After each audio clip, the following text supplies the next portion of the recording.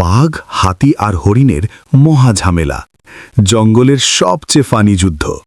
ঘন সবুজ জঙ্গল, যেখানে সকাল হলে সূর্যের আলো পাতার ফাঁক দিয়ে মাটিতে পড়ে যেন সোনার কার্পেট বিছিয়ে দেয়। পাখিরা গান গাইছে, বানররা লাফালাফি করছে, আর নদীর ধারে ঠান্ডা বাতাস বইছে। সবকিছু একদম শান্ত, কিন্তু এই শান্তির পেছনে লুকিয়েছিল এক বিশাল কমেডি ঝড়।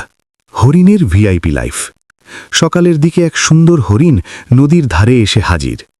সে নরম সবুজ ঘাস খেতে খেতে ভাবছে, আজকে তো একদম 5 তারা হোটেলের মতো জায়গা পেয়ে গেছি। সে একবার ঘাস খায়, একবার নিজের ছায়া দেখে, একবার নদীর পানিতে মুখ ধোয়। তার ভাব যেন এই জঙ্গলটা আসলে আমারই। হাতির এন্ট্রি, বড়লোক স্টাইল। হঠাৎ দূর থেকে শব্দ, ধুম ধাম ধূপ। মাটি কাঁপতে লাগল। হরিণ ভাবল, ভূমিকম্প নাকি? না, এটা ছিল বিশাল এক হাতি। হাতি এসে নদীর ধারে দাঁড়িয়ে বলল, আজ এখানে স্পা নেব। হরিণ বলল, দাদা একটু আস্তে, আমি আগে থেকে আছি। হাতি নাক উঁচু করে বলল, আমি বড়, আমি যেখানে দাঁড়াই সেটাই আমার জায়গা। প্রথম ঝগড়া শুরু। হরিণ একটু রেগে গেল, বড় হলেই কি সব নিজের হয়ে যায়? হাতি বলল, হ্যাঁ, জঙ্গলের নিয়ম, যে বড় সে বস। হরিণ বলল, তাহলে তুমি আকাশটাও নিজের করে নাও। স্মার্ট। হাতি রেগে গিয়ে সুর দিয়ে পানি ছুড়ল, কিন্তু ভুল করে নিজের গায়েই বেশি পড়ল। হরিণ হেসে বলল, এই জন্যই বলে নিজের দিকে আগে খেয়াল রাখো। বাঘের হিরো এন্ট্রি। ঠিক তখনই ঝোপের আড়াল থেকে ঘর একটা বাঘ ধীরে ধীরে বের হলো। তার হাঁটার স্টাইল একদম সিনেমার হিরোর মতো। সে বলল, ওই, এত শব্দ কিসের? হরিণ তো ভয়ে পেয়ে প্রায় অজ্ঞান, কিন্তু হাতি সাহস করে বলল, এই জায়গা নিয়ে ঝামেলা হচ্ছে। বাঘ হেসে বলল, তাহলে ঝামেলা শেষ, জায়গা এখন থেকে আমার।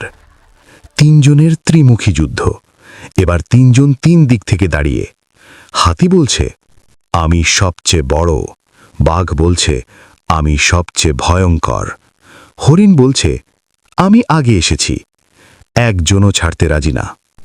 মারামারির আসল কমেডি শুরু। হাতির প্ল্যান। হাতি ভাবল, আমি পানি ছুঁড়ে সবাইকে ভাসিয়ে দেব।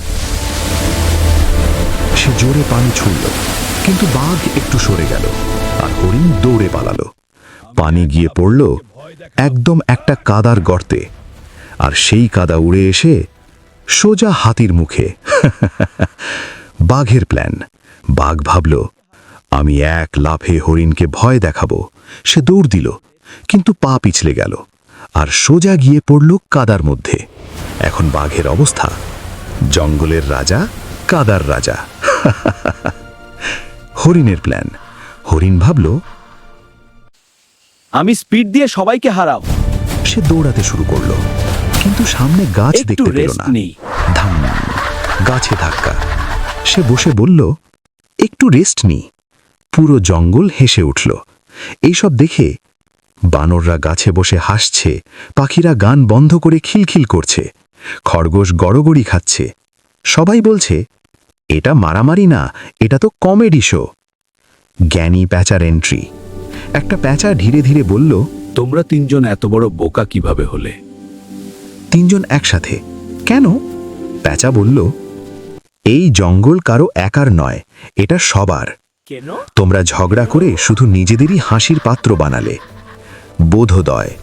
3 জন একে অপরের দিকে তাকালো। বাঘ কাদায় ভেজা, হাতির মুখ কাদা দিয়ে ভর্তি। হরিণ মাথা ঘুরছে। তারপর 3 জন একসাথে হেসে ফেলল। বন্ধুত্বের শুরু। হাতি বলল, ঠিক আছে, আমি একটু কম জায়গা নেব। বাঘ বলল, আমি শুধু স্টাইল করব, ঝগড়া না। হরিণ বলল, আমি আগে এলেও ভাগ করে নেব। সুখের নতুন জীবন।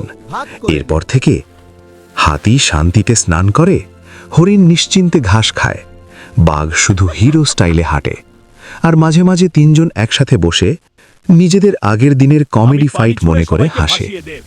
গল্পের শিক্ষা ঝগড়া করলে কেউ জেতে না, সবাই হাসির পাত্র হয়।